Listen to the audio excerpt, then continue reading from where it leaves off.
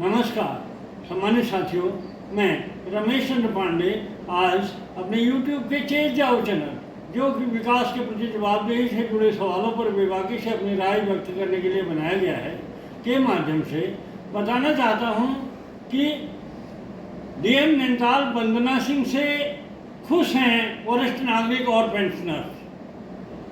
वजह है कि यहाँ पर वरिष्ठ नागरिक जन कल्याण समिति के साथ बैठक हुई थी।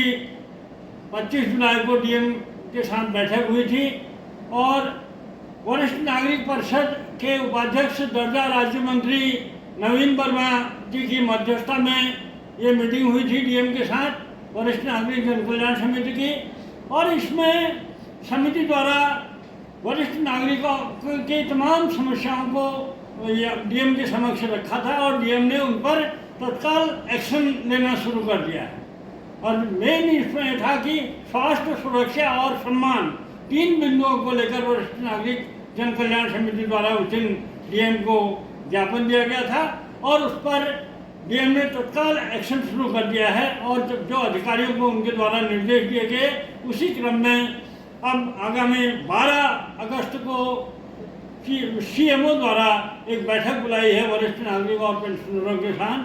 तो इसी सिलसिले में बात करेंगे वरिष्ठ नागरिक जन कल्याण समिति के महासचिव बीके पांडे जी से।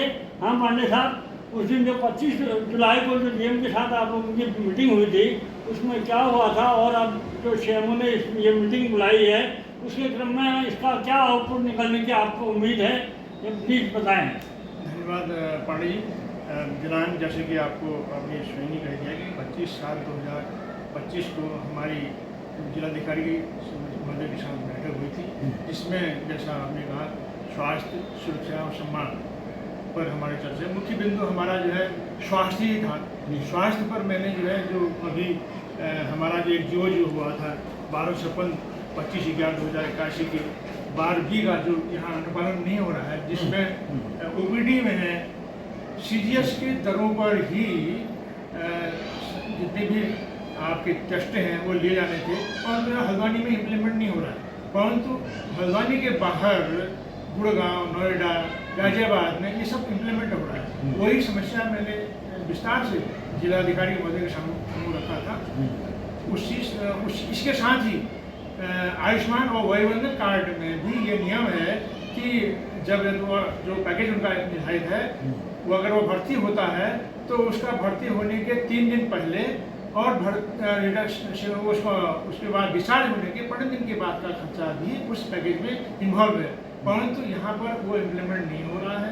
उससे जो है भर्ती होने से पहले उनकी जांच के नाम पर बहुत सारी वसूली भी जारी है। इस पर हमने काफ़ी एतराज़ किया था, जिससे जो है गरीब जनता की बहुत उनको आर्थिक नुकसान हो रहा है।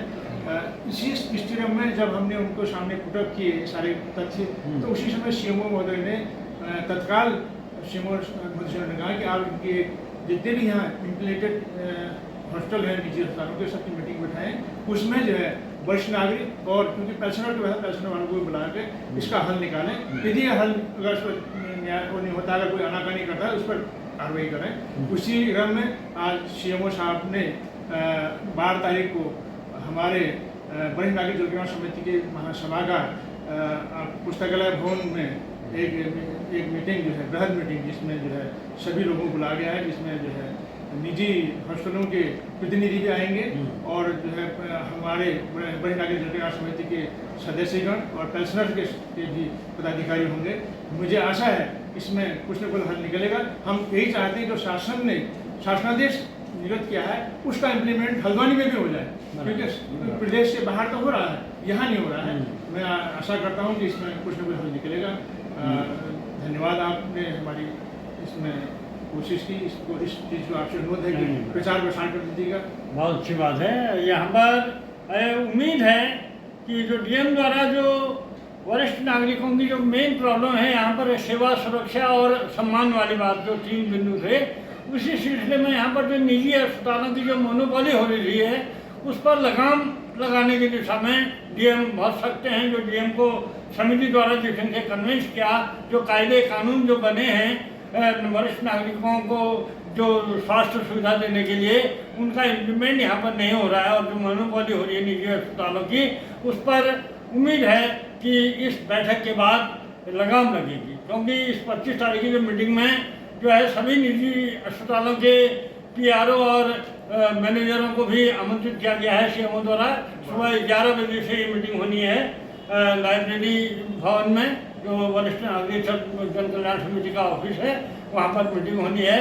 और उम्मीद है सभी कई वरिष्ठ नागरिकों से हमने इस मीटिंग के पता होते ही उनसे प्रतिक्रिया जानी चाहिए, तो सभी वरिष्ठ नागरिकों और पेंशनर्स ने DM द्वारा के स्तर से जो इसमें जो निर्देश दिए गए हैं, उन निर्देशों के परिपालन में जो CMO के स्तर से मीटिंग बुलाई है, उस पर काफ़ी खुशी जाहिर की है। और सभी लोगों ने वरिष्ठ नागरिक परिषद के जो उपाध्यक्ष हैं दर्जा राज्य मंत्री नवीन वर्मा जी का भी आभार व्यक्त किया है। और उम्मीद है कि मीटिंग में जो वरिष्ठ नागरिक और पेंशनरों की अपेक्षा के अनुरूप जो नियम हैं CGHS की तरफ पर उन्हें उसका लाभ मिलेगा, जो कायदे कानून हैं उसके अनुरूप उनको चिकित्सा सुविधा का लाभ मिलेगा। आगे इस पर हमारी नज़र रहेगी, जो भी अपडेट होगा उसे आप सबके साथ साझा किया जाता रहेगा। फिलहाल आपसे गुजारिश है कि मेरे चेक जाओ चैनल को लाइक, सब्सक्राइब और शेयर करते रहें। धन्यवाद।